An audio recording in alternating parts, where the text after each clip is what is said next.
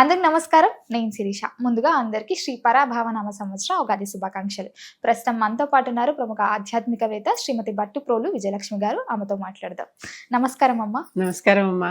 అమ్మ, ముందుగా మీకు కూడా శ్రీ పరాభావనామ సంవత్సర ఉగాది శుభాకాంక్షలు. మీకు మీ ప్రేక్షకులందరికీ కూడా పరాభవనామ సంవత్సర శుభాకాంక్షలు. అంటే కొత్త సంవత్సరం వస్తుంది కదా, కొత్త సంవత్సరం అందరికీ చక్కగా అనుకూలంగా ఆహ్లాదంగా జరగాలని ఆశిస్తూ మీ అందరికీ భట్టిప్రోలు ఫ్యామిలీ తరపున, విజయలక్ష్మి తరపున మీకు అందరికీ కూడా శ్రీ పరాభవనామ సంవత్సర ఉగాది శుభాకాంక్షలు. అమ్మ, ముఖ్యంగా మన తెలుగింటి వారందరికీ మొదటి పండుగ ఈ ఉగాది. సో మరి ఉగాది విశిష్టత ఏంటంటారు? ఈ పర్వదినాన్ని మనం ఎలా జరుపుకోవాలంటారు? ముందుగా ఉగాది అనగానే పచ్చడి అని చెప్పి, కొత్త బట్టలు, అంత కొత్తగా ఉంటుంది కదా.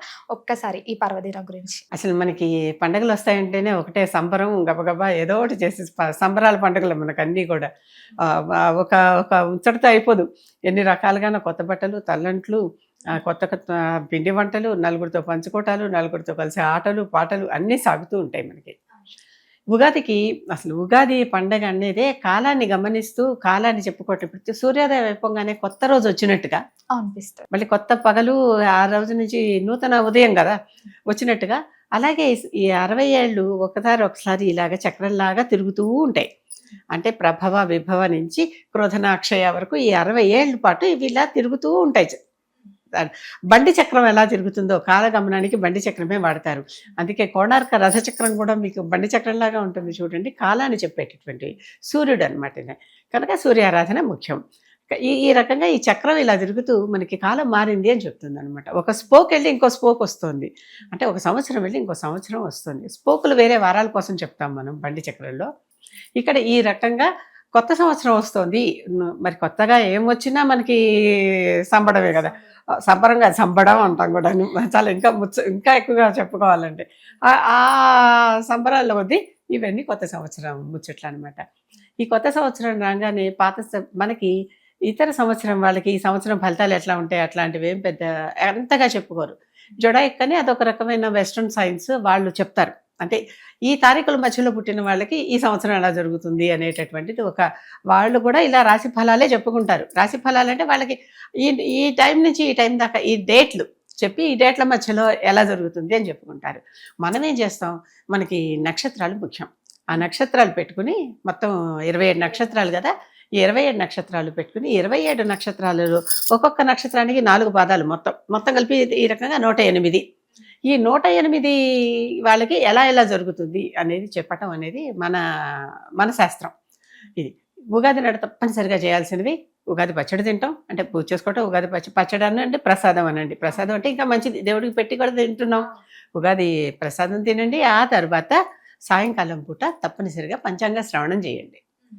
సాయంకాలమో మధ్యాహ్నమో మనకు అవకాశం ఉన్నప్పుడు, వీలు ఉన్నప్పుడు. ప్రధానంగా పొద్దున పూజ ముఖ్యం.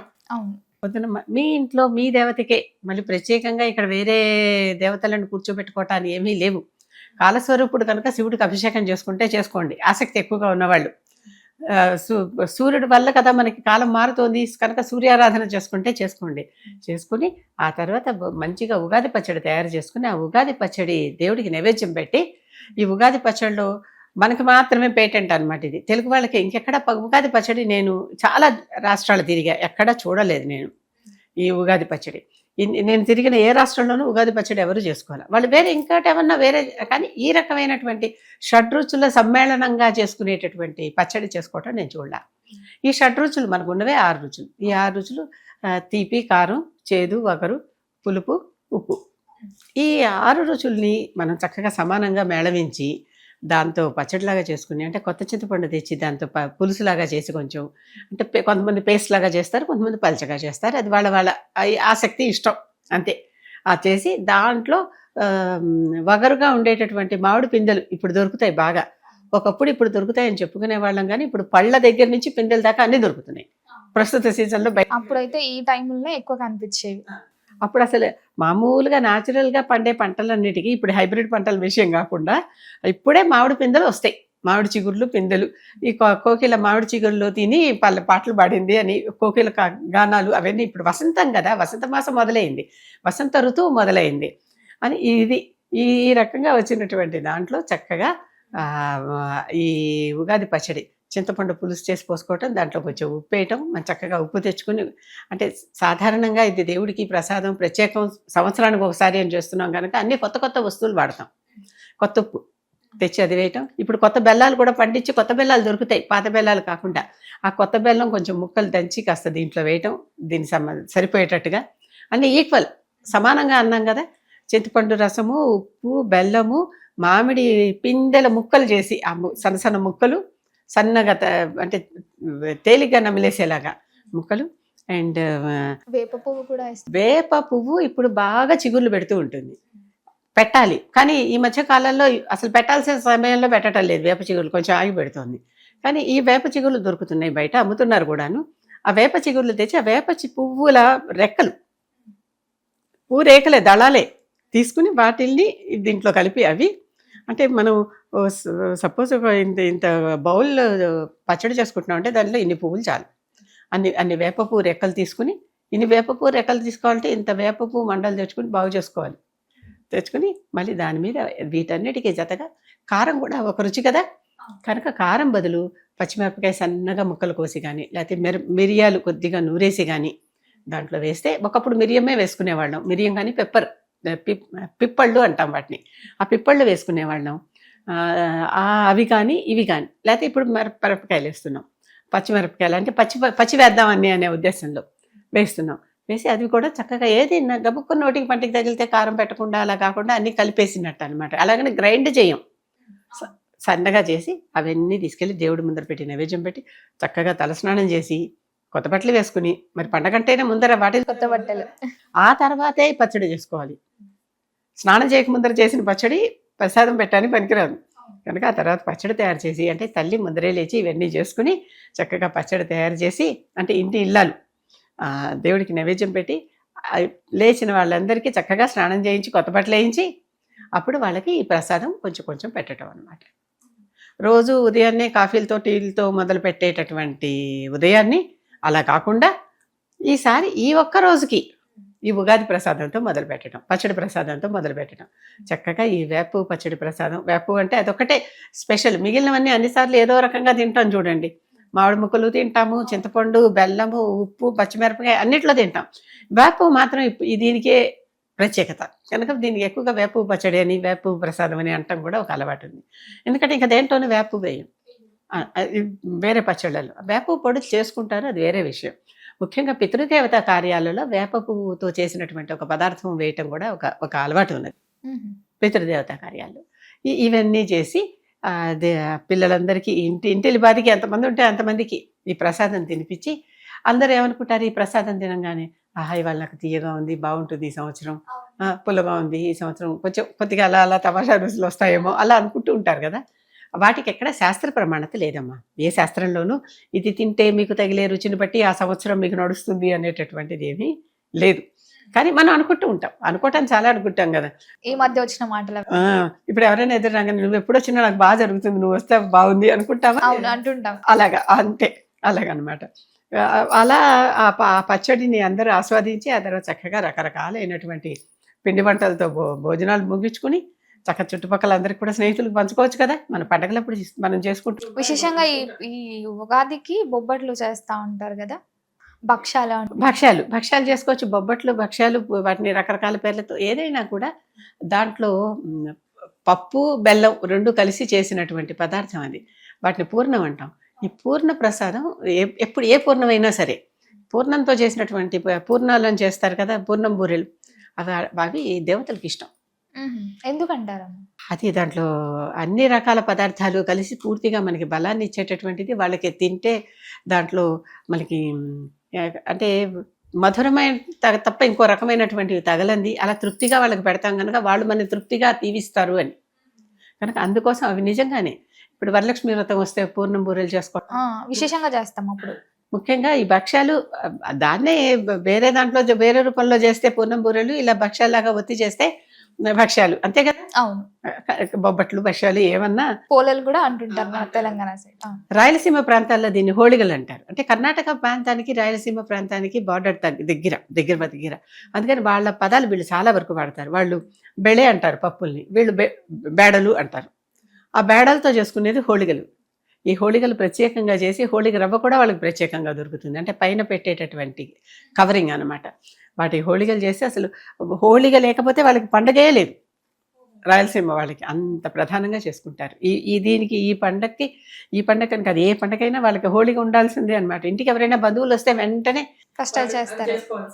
అవి చేసుకుని వాళ్ళకి పెట్టకపోతే ఏదో అమర్యాద లాగా ఫీల్ అవుతారు అనమాట వాళ్ళు.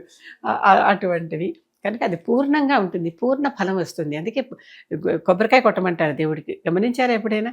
అరటిపండు, కొబ్బరికాయ అవన్నీ అలాంటివంటే మొత్తం అసలు అంటుకొని కాయ, మనం బయట నుంచి అంటుకోం. అదే కాయ, అదే లోపల పింద, అదే విత్తనం, అన్నీ అవే. అలాంటివి ఖర్జూరం కానీ లోపల గింజ కూడా ఉంటుంది. ఇప్పుడు ఇది కూడా కొబ్బరికాయలో కూడా అంతే కదా. అటువంటివి ఇస్తే పూర్ణ ఫలం అంటాం దాన్ని. ఆ పూర్ణ ఫలాన్ని దేవుడికి ఇస్తే మనకు కూడా దేవుడు పూర్ణ ఫలాన్ని ఇస్తాడని ఆశించడం. రెండు వైపులా మ్యూచువల్ అనమాట. దేవుడు మనకిచ్చే పూర్ణ ఫలం మనకు అంతకంటే ఏం కావాలి అలా అనుకోవటం. కనుక అటువంటి సంప్రదాయం ఒకటి బాగా వచ్చింది. ఇవన్నీ చేశాక సాయంకాలం వీలైనంత వరకు సాయంకాలమే చేస్తూ ఉంటారు. ఎందుకంటే చల్లగా హాయిగా ఉంటుంది. అప్పుడు అందరూ ఒక చోట చేరి ఒక పండితుడిని పిలిచి పంచాంగ శ్రవణం చేయించు. అమ్మ, విశేషంగా మరి ఉగాది రోజు పంచాంగ శ్రవణం ఎందుకు వినాలంటారు? పంచాంగ శ్రవణం వింటే రోజు చాలా పుణ్యము, అసలు ఆ సంవత్సర ఫలం అంతా మనకు వస్తుంది అనేటటువంటిది మన శాస్త్రంలోనే రాసి ఉంది. పంచాంగ శ్రవణ ఫలశ్రుతి అంటాం కదా, ఏది చేసిన చివర ఆ ఫలశ్రుతి అనమాట. ఈ పంచాంగం ఉగాది నాడు మనం గనక వింటే వెంటనే చాలా చక్కటి ఫలితాలు వచ్చి అందరికీ ఆ సంవత్సరం శుభస్కరంగా ఉంటుంది అనేది ఒక నమ్మకం. దాని చివరిలో రాస్తారు. అసలు పంచాంగం అంటే ఏమిటి? దాంట్లో పంచాంగాలని చెప్పాం కదా, తిథి వార యోగ నక్షత్ర కరణాలు. ఇవి మతం. తిథి వార నక్షత్ర యోగ కరణాలు ఏ ఆర్డర్లో చెప్పుకున్నారు. 16 తిథులు. ఎందుకంటే 15 పూర్ణం దాకా వచ్చాక మళ్ళీ అమావాస్య ఒకటి వస్తుంది కదా, లేకపోతే అమావాస్య లెక్కేసుకుంటే పుణ్యం ఒకటి వస్తుంది కదా. కనుక 16 తిథులు, 7 వారాలు, 27 నక్షత్రాలు, మళ్ళీ 27 యోగాలు, మళ్ళీ 11 కరణాలు. ఇవి ఈ 5 గురించి చర్చించుకోవటమే పంచాంగం. అంటే ఎప్పుడు ఏదొస్తుంది, మనం ఇక్కడ కూర్చుని ఏమీ తెలియకుండానే ఎప్పుడు గ్రహణాలు వస్తున్నాయి, ఎప్పుడు కార్తెలు వస్తున్నాయి, ఎప్పుడు అమావాస్య వస్తుంది, ఎప్పుడు పుణ్యం వస్తుంది, ఎప్పుడు కర్తరలు వస్తున్నాయి, ఇవన్నీ కూర్చుని ఇక్కడి నుంచే చెప్పేసేయటం లేదు. ఏ రోజు ఏ పండగ ఎప్పుడు వస్తుంది, కృష్ణాష్టమి ఎప్పుడు వస్తుంది, ఏ రోజు సూర్యాస్తమయం ఏ రోజు అవుతుంది, ఎన్నింటికి అవుతుంది, ఏ రోజు సూర్యోదయం ఎన్నింటికి అవుతుంది, ఇవన్నీ మనం చెప్పుకోగలుగుతున్నాం లేదా? అవన్నీ కేవలం ఒకప్పుడు మన ఋషులు మునులు డెవలప్ చేసిన సైన్స్ ఆధారంగా, వాళ్ళు తయారు చేసిన గ్రంథాల ఆధారంగా శిష్యులు ఇప్పుడు అవి నేర్చుకుని చదువుకుని వాటి ఆధారంగా ఇప్పటికీ పంచాంగాలు రాస్తున్నారు. ఎటువంటి మెషినరీ హెల్ప్ లేకుండా. టెలిస్కోప్లు పెట్టో అవన్నీ పెట్టి చూసి ఏ గ్రహం ఎక్కడుందో చెప్పటం కాదు కదా. ఇవాళ ఆకాశంలో చూడండి, ఇన్ని గ్రహాలు ఒక చోట, పంచగ్రహాలన్నీ కలుస్తున్నాయని. పంచగ్రహ కూటమి. మన కరోనా అప్పుడు షడ్ గ్రహాలు కలిసాయని చెప్పుకున్నాం కదా. అంటే అప్పుడు 6 కలిసాయి, ఇప్పుడు 5 కలిసాయి. కనుక కొంచెం మళ్ళీ వారి ప్రభావం కనిపిస్తుంది చూడండి. ఉన్నవే 12 రాసులు. 12 రాసుల్లో 12 గ్రహాలు ఉండాలి. ఉండకుండా అవన్నీ 5 ఒక చోట చేరితే కిక్కిరిసిపోయి అక్కడ కొంచెం ఒత్తిడి అయిపోదు. ఇప్పుడు ఇదే ఇంట్లో మనం 3, 4, 10 మంది ఉంటే ఒకటి, 25 మంది ఉంటే ఇబ్బంది, 50 మంది ఉంటే ఇబ్బంది అవుతుంది. మరి అలాగా అంటే చిన్న ఉపమానం చెప్తున్నా.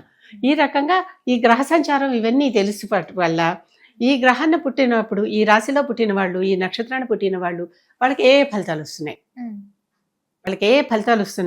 ఆ ఫలితాలు ఈ సంవత్సరం ఎలా ఉంటాయి. దాంట్లో కందాయ ఫలాలని, ఆదాయ వ్యయాలని, రాజపూజ్య అవమానాలని ఇవన్నీ చెప్తూ ఉంటారు.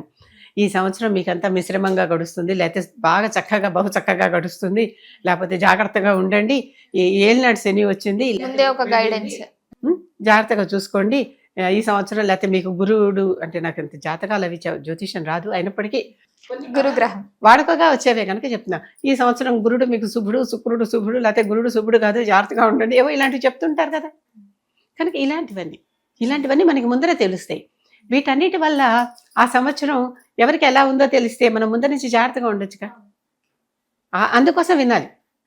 ఇంకొకటి, రైతులకి ఈ వర్షాలు ఎప్పుడు పడతాయి, ఏ పంటలు బాగా పండుతాయి, ఏ పంటలు బాగా పండవు, ఏ పంటలకి రేట్లు బాగా పలుకుతాయి, ధరలు ఇవన్నీ తగ్గిపోతాయి. దాన్ని బట్టి రైతులు కూడా వాళ్ళ పంటలు కొంచెం చూసుకుంటారు కదా, నష్టపోకుండా.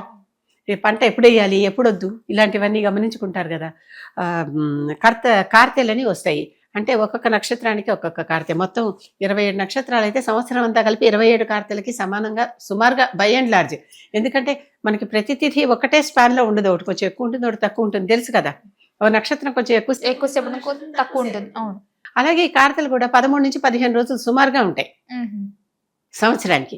కనుక ఈ 27 కార్తెలు వచ్చి ఆ కార్తెలు ఫలితం ఏంటి అంటే, ఈ కార్తెల్లో విత్తనం వేసుకోవచ్చు, ఈ కార్తెల్లో వాన వస్తుంది, ఈ కార్తెల్లో ఎండలు బాగా పెరిగిపోతాయి. రోహిణి కార్తె ఎండలకి చాలా ప్రసిద్ధి అంటారు. రోహిణి వచ్చిందంటే ఇంకా బాగా అవన్నీ మనకి ముందరే ఏ కార్తె ఎప్పుడు వస్తుందో చెప్తే మనం జాగ్రత్తగా ఉంటాం అనమాట. ఆ సమయంలో బయటకు వెళ్ళే ప్రోగ్రాంలు అవి వేసుకోకుండా కొంచెం కాస్త మనకు ఒక గైడెన్స్ లాగా. కానీ మరి వింటే ఫలితం ఏంటనేది ఇక్కడ మామూలు ప్రాక్టికల్ ఫలితమే కూడా ఒకటి కనిపిస్తోందిగా. పురాణాల్లో చెప్పిన ఫలితాన్ని నమ్మే వాళ్ళు ఉంటారు, నమ్మని వాళ్ళు ఉంటారు, వేరే విషయం. అంతేకాకుండా కర్తరీలు అంటే ఏంటి, కత్తెరలు అని కూడా అంటారు దాన్ని మామూలు వాడుక భాషలో. ఎండలు బాగా పెరిగిపోయే కాలం అవి వచ్చాయంటే బాగా ఎండలు పెరిగిపోతాయి అన్నమాట. కనుక కొంచెం ఆ సమయంలో అంటే అశ్విని, భరణి, కృతిక, రోహిణి అని ఇవన్నీ అంటాం కదా. ఈ భరణి నుంచి కృతిక నుంచి రోహిణికి మధ్యలో వచ్చేటటువంటి ఈ కాలం, ఈ కార్తెల కాలం విపరీతమైన ఎండాకాలం అమ్మ. ఆ ఎండలు కొంచెం జాగ్రత్తగా ఉండండి. ఇంకా మనకి ప్రారంభం అవుతాయి ఉగాది తెల్లారి. కాషన్ చెప్తూ ఉంటే మనకి ఎంత లాభం. అవును, జాగ్రత్త, అక్కడ రోడ్డు బ్లాక్ చేశారు, ఇవాళ అక్కడ ఏదో తవ్వుతున్నారు, లేకపోతే ఏదో అవుతుంది, ఇంకో రోడ్లో వెళ్ళండి అని ముందరే చెప్తే మనకి ఎంత శ్రమ మిగులుతోంది, ఎంత టైము, ఎంత పెట్రోల్. ప్రస్తుతం పెట్రోల్ చాలా ముఖ్యం కదా, ఇవన్నీ మిగులుతున్నాయి కదా. ఆ రకంగా ఇక్కడ మనకు కూడా కాషన్స్ ఇస్తున్నారనమాట పండితులు. ఆ పండితుడి చేత చక్కగా పంచాంగ శ్రవణం ఆయన పఠనం చేస్తారు, మనం శ్రవణం చేస్తాం. వినేశాక తర్వాత అంటే ఆయన చదవడం మనం వినడం, ఆయన చదవటం, ఆయన పఠనం చదవటం, మనం వినటం. ఎవరో పంచాంగకర్తలు రాసినవన్నీ పంచాంగాలు ఈ సమయానికి రిలీజ్ అయిపోతాయి. అసలు ఇంకొక విషయం, ఈ సమయానికి రిలీజ్ అయ్యేటటువంటి పంచాంగాలు 2-3 నెలల ముందర నుంచే కూడా రిలీజ్ అయిపోతున్నాయి. కారణం ఏంటంటే వాళ్ళు చెప్పారు, నేను పంచాంగకర్తలను అడిగా, అమ్మ అమెరికాల నుంచి అక్కడి నుంచో ఇక్కడి నుంచో వచ్చి పెళ్ళిళ్ళు చేసుకునే వాళ్ళు ఉంటారు, వాళ్ళకి ముహూర్తాలు ముందరే పెట్టుకోవాలి, వాళ్ళు లీవులు ముందరే పెట్టుకుని అక్కడి నుంచి రావాలి. ఎలాగో గణనమే కదా మేము చేసేది, అదేం మారదు. కనుక మేము కొంత ముందర గణనం చేసి వాళ్ళకి ఇచ్చేస్తే, అంటే పబ్లిష్ చేసి బుక్స్ బయట రిలీజ్ చేస్తే, అవి తీసుకుని వాళ్ళు చక్కగా వాళ్ళకి అనుకూలంగా సెలవులు పెట్టుకుని పెళ్ళిళ్ళు అవి చేసుకుంటారు. ఎందుకంటే రాముడి కళ్యాణంతో పాటు చాలా కళ్యాణాలు అవుతాయి, గమనించండి ఈ సమయంలో ఎక్కువగా. కనుక వాళ్ళకి అది అనుకూలంగా ఉంటుంది. మేము ఇప్పుడు ఉగాది నాడే రిలీజ్ చేస్తే వారం రోజుల తర్వాత తెలిస్తే అప్పట్లోపల అన్ని ఏర్పాట్లు చేసుకోవటాలు అవి కష్టం కదా. కనుక ముందరే చేస్తున్నామని కూడా చెప్పేవాళ్ళు ఉన్నారు. ఈ రకంగా మన పంచాంగం మనకి ఎన్ని రకాలుగా మనకి ముందు సూచనలు చేస్తోందో గమనించండి. అలాంటి పంచాంగం విని ఆ పంచాంగ ప్రవచనకారుడికి అంటే చదివిన వారికి చక్కగా ఏమన్నా శాలువ కప్పి కాస్త దక్షిణ ఇచ్చి మన కొత్త పంచాంగాలు 4 కొని నలుగురితో పంచుకుని గిఫ్ట్లు ఇచ్చుకుంటాం కదా కొత్త సంవత్సరం. పంచాంగాలు కూడా గిఫ్ట్ ఇస్తే మంచిది, చాలా మంచిది.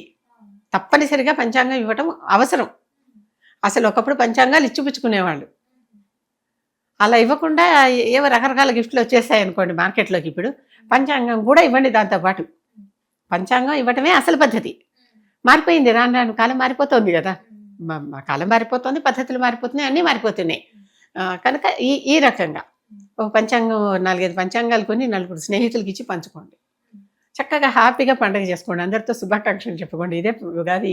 అంతేకాకుండా ఒకప్పుడు పాత రోజుల్లో ఎందుకు అనాల్సి వస్తుందంటే ఈ మధ్య ఎక్కడ కనిపించటల్లా. ఒక 25 ఏళ్ల కిందటి దాకా కవితా సమ్మేళనాలు జరిగేవి, కవి సమ్మేళనాలు. ఈ మధ్య ఎక్కడా కనిపించటల్లా, గమనించండి. ఒక 25 ఏళ్ల కిందటి దాకా కూడా నేను విన్నాను, చూశాను. ఈ రచయిత్రులు, కవయిత్రులు, కవులు, రచయితలు వీళ్ళందరూ ఉంటారు చూడండి. చక్కగా వాళ్ళు ఉగాది మీద, వసంత మాసం మీద, వసంత ఋతువుల మీద, వసంతుడి మీద, మామిడి చెట్టు మీద, మల్లెపూలు కూడా ఇప్పుడు వచ్చే సమయం, ఆ మల్లెపూల మీద ఇలాంటివన్నీ చక్కటి కవితలు రాసి కవి సమ్మేళనాల్లో చదవటం. కవి సమ్మేళనాలు ఉగాదే పీఠం అనమాట. ఉగాది రోజున కవి సమ్మేళనం చేసి వాళ్ళకి మంచి పురస్కారాలు ఏవో అంటే బహుమతులు అనండి, లేకపోతే చదివిన వారందరికీ సన్మానాలు అనండి, ఇలాంటివి తప్పకుండా జరిగేవి. ఇప్పుడు అసలు ఈ రోజుల్లో ఎంతమందికి కవి సమ్మేళనాలు ఉంటాయని తెలుసో నాకు తెలియదు. చెయ్యటల్లా ఎక్కడ ఎవరు. ఇంకా ఎక్కడైనా కొంతమంది ఏమన్నా అంటే కొన్ని ఊళ్ళలో కవులు ఎక్కువ అంటారు చూడండి, అలాంటి చోట ఏమన్నా ఇంకా కొద్దిగా జరుగుతున్నాయేమో నాకు తెలియదు. అంతే. ఈ కవి సమ్మేళనం కూడా ఒకప్పుడు చాలా ప్రత్యేకంగా కేవలం ఉగాదికే. ఎందుకంటే వసంతం వచ్చింది కదమ్మా, చక్కటి మహత్తైన ఋతువు, అంత గొప్ప ఋతువు ఇంతకంటే ఇంకోటి లేదని చెప్పుకుని మనం చేసుకుంటున్నాం ఈ పండుగని. కనుక వసంతం, శరత్తు, హేమంతం ఈ 3 చక్కటి మనకి పూలని, గంధాలని అంటే మంచి 2 ఋతువుల మధ్య కాలాలు అనమాట ఇవి. అదే మళ్ళీ గ్రీష్మం, వర్షం, శిశిరం. గ్రీష్మం అంటే చచ్చటి ఎండ, శిశిరం అంటే చచ్చటి చలి, వర్షం అంటే విపరీతమైన వానలు. ఇవేమో పూర్తిగా సీజన్లో గడిపోతాయి, ఇవేమో మధ్యలో లింకులు అనమాట. ఆ కాలాన్ని అందరూ ఎంజాయ్ చేస్తారు కనుక ఈ 3 ఋతువులు చాలా అద్భుతమైన ఋతువులు. అసలు మనకి సంవత్సరం మొదలవటమే వసంత ఋతువుతో మొదలవుతుంది. అమ్మ చాలా మంది అనుకుంటుంటారు అమావాస్య రోజు దేవుడి చిత్రపటాలు క్లీన్ చేయొచ్చా లేదా అని. మరి నిజంగా చేయొచ్చు అంటారా, లేకపోతే చేయకూడదు అంటారా? అసలు దేవుడి చిత్రపటాలు అమావాస్య, పున్నమి, పాడ్యమి, తదియ, విధియ, శుక్రవారం, గురువారం, ఆదివారం అనే సంబంధం లేకుండా రోజు చేసుకోవాలమ్మా. నిజాయితీగా రోజు చేసుకోవాలి. రోజు చేసుకోలేని వాళ్ళు కనీసం ఏదో ఒక టైం పెట్టుకుంటారు కదా, ఆ టైంకి చేసేసుకోవటమే. అంతేగాని ఇవాళ అమావాస్య చేయకూడదు, ఇవాళ శుక్రవారం చేయకూడదు, అది తప్పు. అసలు ఆ భావం నేను ఒప్పుకోను. నిత్యం మనం రోజు మనం స్నానం చేసి శుభ్రంగా ఉంటున్నామా? అలాగే ఉంటున్నామా? రోజు చేస్తాం. ఒకసారి మనకి చికాగ్గా ఉంటే 2 సార్లు కూడా స్నానం చేస్తున్నామా? చేస్తాం కదా.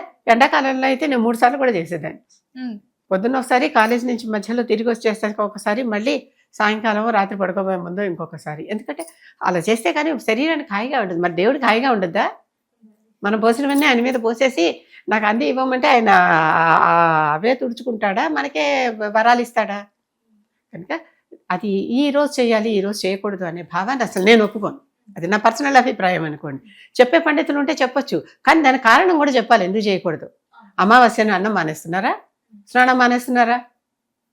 మరి దేవుడి దగ్గరికి వచ్చేసరికి అమావాస్య ఎందుకు వస్తుంది? మనకి అసలు ఏ నెల అయినా సరే అమావాస్యతోనే కదా అంతమయ్యి పాడ్యంతో మొదలవుతోంది. కనుక అమావాస్యతో అంతమయ్యి పాడ్యంతో మొదలయ్యేటటువంటిది ఏదైనా సరే, శ్రావణ మాసం కానివ్వండి, ఆశ్వేజ మాసం కానివ్వండి, పోనీ ఈ చైత్ర మాసమే ఏదైనా సరే మనకి అమావాస్య తర్వాత రోజు నుంచే కదా ప్రారంభం కావాలి. కనుక ఏ నెలైనా మొదలు పెట్టేటప్పుడు ముందర రోజు కంపల్సరీగా మనకు అమావాస్య ఉంటుంది బై డిఫాల్ట్. అది దాన్ని మార్చలేం మనం. కొంతమంది మాత్రం పౌర్ణిమాంత మాస్యాలు ఉంటాయి, వాళ్ళకి ఆ ముందర రోజు పుణ్యం ఉంటుంది. అంటే పౌర్ణిమంతో వాళ్ళకి మాసం ముగిసేట్టయితే, ఇప్పుడు ఒరిస్సాలో కొన్ని చోట్ల అంటే ఇలా కాశీ, ఒరిస్సా ఈ ప్రాంతాల్లో పౌర్ణిమతో ముగుస్తుంది. మనకి వాళ్ళకి ఆ 15 రోజులు తేడా ఉంటుంది. ఇప్పుడు కాశీకి మనకు కూడా చాలా డిఫరెన్స్ ఉంటుంది అంట కదా? ఉంటుంది. 15 రోజులే కాదమ్మా, 12 ఏళ్ళ 15 రోజులు ఉంటుంది. 12 ఏళ్ళు అంటే 12 years. 12 ఏళ్ళు, 12 years, అక్షరాల 12 ఏళ్ళు ప్లస్ 15 రోజులు. 15 రోజులేమో మనం అమావాస్యతో నెలను ముగిస్తున్నాం, వాళ్ళు పున్నమితో ముగిస్తారు కనుక ఈ 15 రోజులు తేడా వస్తుంది కదా. అంతే, ఆ 15 రోజులు తేడా అక్కడిది. 12 ఏళ్ళు ఏంటంటే ఒకసారి మేరు పర్వతం అంటే మహాపర్వతం అని పేరు కదా. నారదుడు ఇలా ఆకాశ సంచారి, త్రిలోక సంచారి తిరుగుతూ వస్తున్నాడు. వస్తూ వింధ్య పర్వతం దగ్గరికి వచ్చేసరికి వింధ్య నారదుడు అంతటి మహర్షి అంటే ఆకాశ గమనంలో తన దాకా వచ్చాడని వంగి నమస్కరించి, అంతా బాగున్నారా, కుశలమా అని అడిగి, అసలు పర్వతాలన్నింటిలో ఏ పర్వతం గొప్పది, నువ్వు ఇంత తిరుగుతావు కదా అంటే, చాలామంది నేనే బాగా చెప్తున్నాను, ఇంకోటి బాగా చెప్తున్నారా అని అడిగే వాళ్ళు ఉంటారు కదా. అలాగా ఏ పర్వతం గొప్పది, నా గురించి చెప్పు, అసలు పర్వతాల గురించి చెప్పు అని అడిగితే, అన్నిటికంటే గొప్పది మేరు పర్వతం, మేరు నగధీరుడు అంటారు. నగ అంటే పర్వతం, మేరు నగధీరుడు అని వ్యక్తిని కూడా పర్సనాలిటీ అలా ఉంటే మెచ్చుకుంటాం. మేరు పర్వతం అంత ధీరత్వం ఉన్నవాడు అని.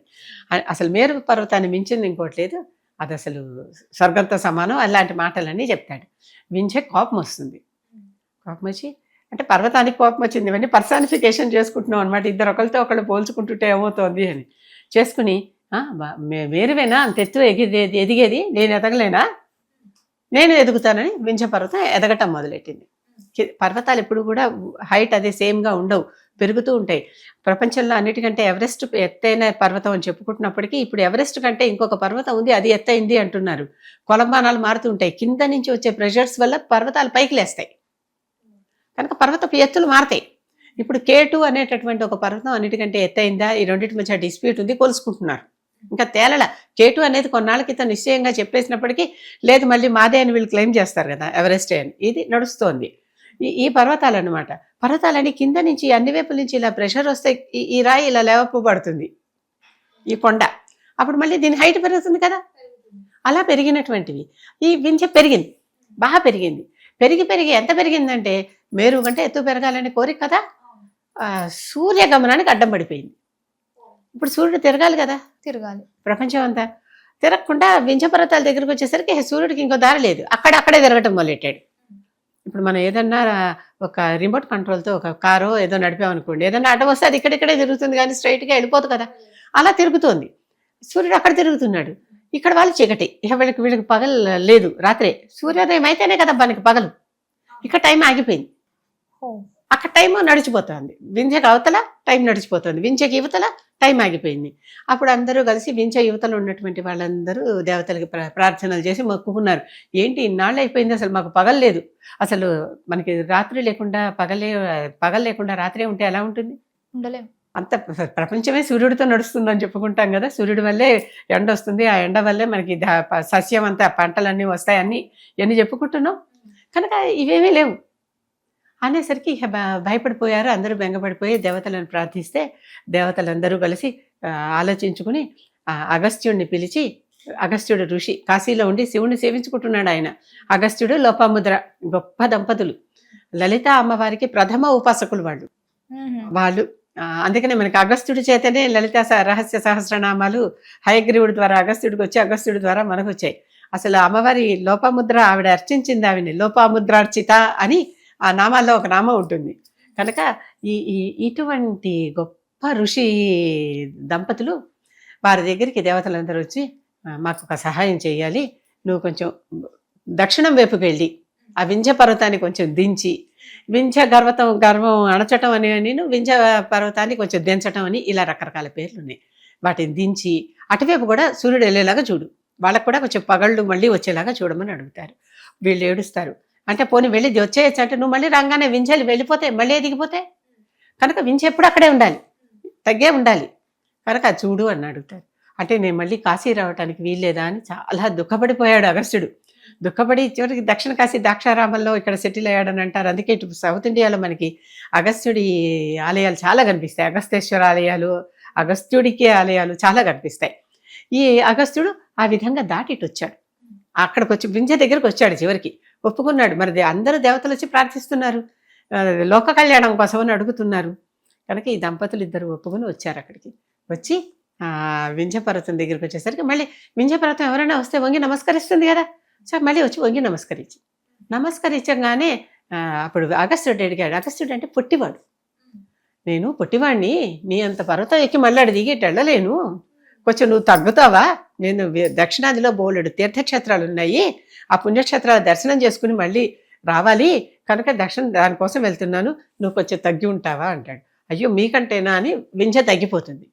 తగ్గిపోయాక అగస్త్యుడు దాటుతూ, ఇలాగే ఉండు, నేను ఇప్పుడే తిరిగి వస్తాను, అవన్నీ చూసుకుని వస్తాను, మళ్ళీ ఎదిగితే మళ్ళీ నేను పట్టుకోలేనేమో, మళ్ళీ నేను అటు వెళ్ళలేను అని ఒక ఉడంబడిక చేసుకుంటాడు అనమాట. వింధ్య అప్పుడు నమస్కరించి, మీరు తిరిగి రండి, నేను ఇట్లాగే ఉంటాను అని అంటాడు. ఇక అగస్త్యుడికి మళ్ళీ వింధ్య దాటి వెళ్ళే అవకాశం లేదు, ముందర దేవతలు చెప్పే పంపించారు, ఇక్కడే ఉండిపోయాడు. ఈ మధ్యకాలంలో 12 ఏళ్ళు గడిచిపోయిందమ్మా. ఎప్పుడైనా ఒకసారి క్యాలెండర్ తీసి చూస్తే మనకి ఇప్పుడు విశ్వాసం నడుస్తుంది, పరాభవ వస్తుంది, అక్కడ సిద్ధార్థి నడుస్తుంది. 12 years ముందు 12 ఏళ్ళ 15 రోజులు అని చెప్పా కదా, వాళ్ళకి వచ్చేసింది ఆల్రెడీ, సిద్ధార్థి వచ్చేసింది. మనకి సిద్ధార్థి రాలంటే ఇంకా 12 ఏళ్ళు ఆగాలి. ఈ రకంగా పూర్తిగా అగస్త్యుడి యువతలకు వచ్చేసాక అగస్త్యుడికి దక్షిణ వాసులందరూ నమస్కరించుకున్నారు, వాళ్ళ గురువుగా కీర్తించుకున్నారు, ఆయనకు ఆలయాలు కట్టారు. ఆయన చాలా ఆలయాలు కట్టాడు. ఇక్కడికి వచ్చేసి ఇక్కడ రాలేదు సైడ్, ఇటువైపే ఇక్కడ అగస్తేశ్వర ఆలయాలని వెతకండి, ప్రతి ఊళ్ళో దొరుకుతాయి. ఆయన తిరగని ఊరు లేదు, ఎక్కడ చూసినా ఇక్కడి నుంచి శ్రీలంక దాకా కూడా అగస్త్యుడి ఆలయాలు కనిపిస్తాయి మనకి. అగస్త్యుడు ఈశ్వరుని ధ్యానించుకుంటూ ఈశ్వరుడికి ఆలయాలు కట్టినటువంటివి. అలాంటి ఆలయాలు కట్టి అగస్త్యుడు ఇక్కడ స్థిరపడిపోయాడమ్మా, దక్షారామంలో స్థిరపడిపోయాడు. దక్షారామంలో వ్యాసుడు ఒకసారి కాశీ నుంచి కోపగించుకుని శివుడు వెళ్ళిపోమంటాడు కదా, కాశీని చెప్పించేంత వాడివా నువ్వు పో అంటాడు. అంటే రావాల్సి వచ్చేస్తుంది బయటికి.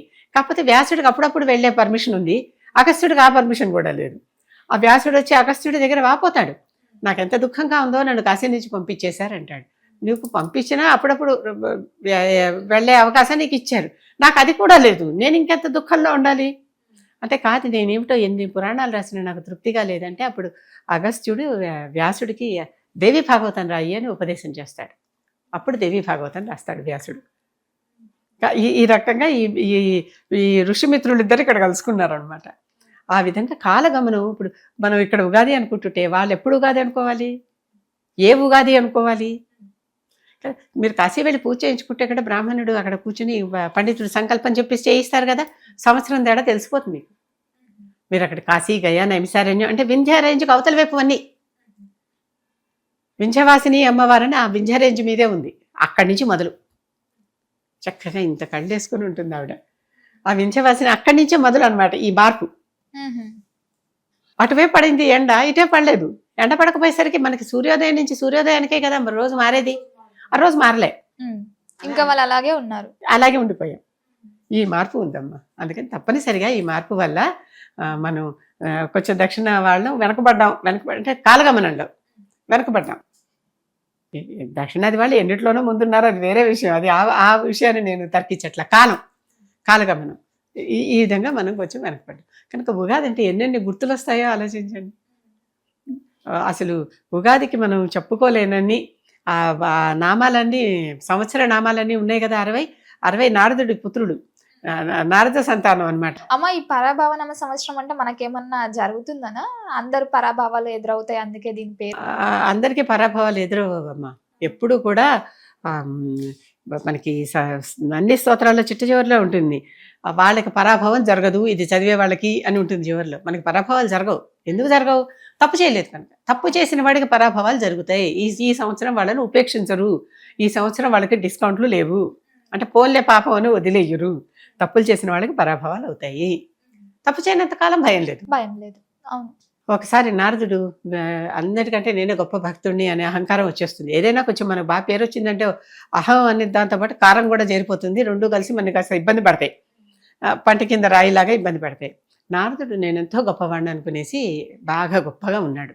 అటువంటి నారదుడికి కాస్త రియాలిటీలోకి దించుదామని విష్ణుమూర్తి తనతో పాటు రా అని తీసుకెళ్ళి ఒక నది ఒడ్డు దాకా తీసుకెళ్ళి అందులో స్నానం చేసిరా అంటాడు. స్నానం చేసి వచ్చేసరికి నారదుడు కాస్త స్త్రీ అయిపోతాడు. విష్ణుమాయ. విష్ణువు చేయలేందేంటి?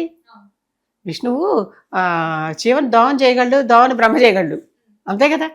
కనుక అంత గొప్ప విష్ణుమాయకి లొంగిపోయి నారదుడు కాస్త స్త్రీ అయిపోయాడు.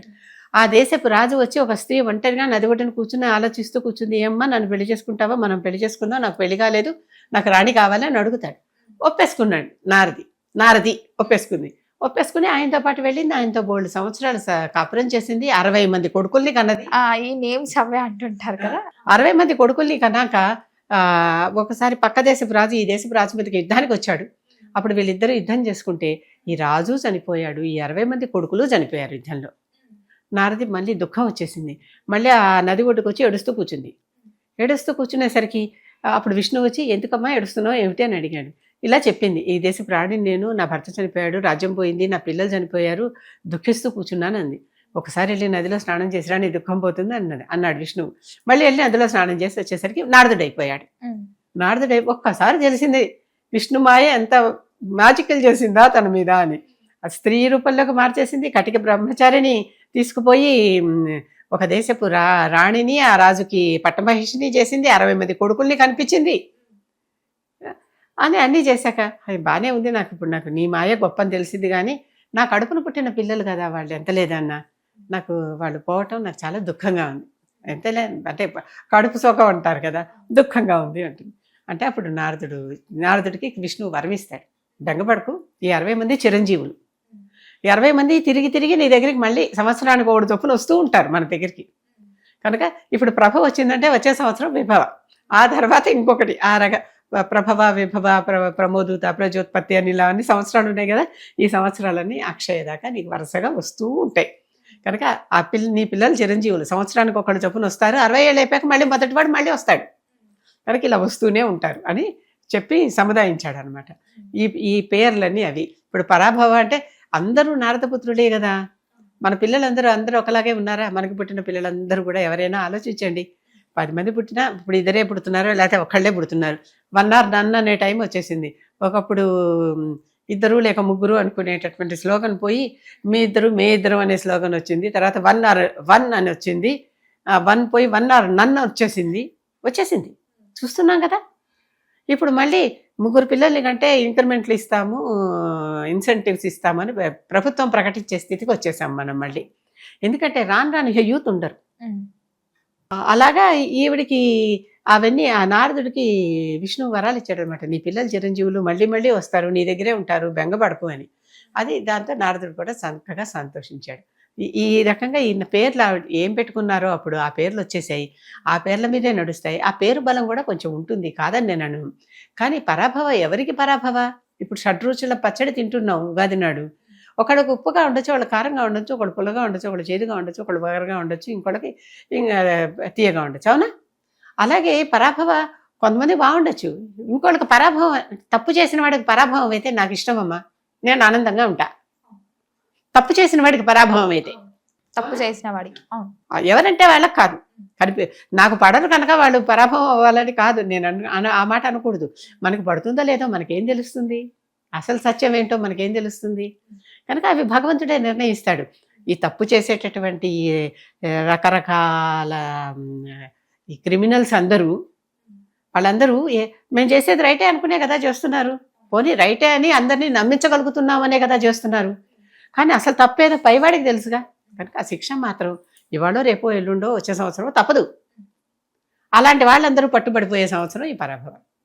బాగుంది కదా? బాగుంది. వాళ్ళకి పరాభవాలు జరిగే సంవత్సరం తప్పులు చేసిన వాళ్ళకి మాత్రమే. తప్పు చేయని వాళ్ళు భయపడాల్సిన అవసరం లేదు.